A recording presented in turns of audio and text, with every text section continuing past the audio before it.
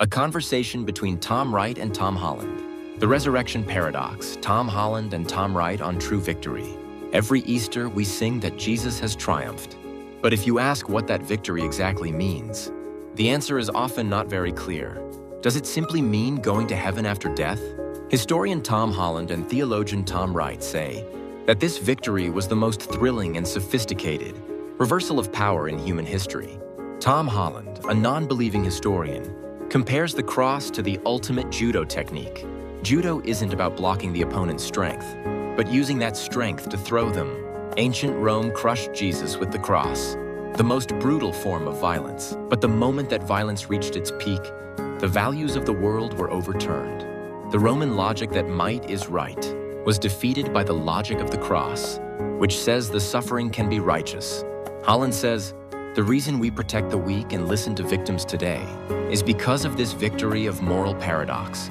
Theologian Tom Wright explains this paradox with Colossians 2:15. Having disarmed the powers and authorities, he made a public spectacle of them.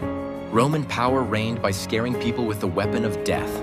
But when Jesus broke through death and rose again, the most terrifying weapon of the powerful became useless.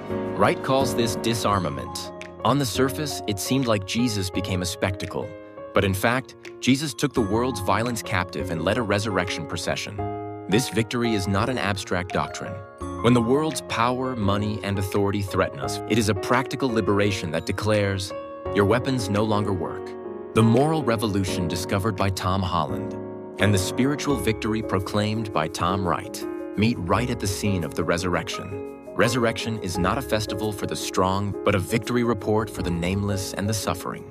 Do you believe in this victory of the paradoxical cross?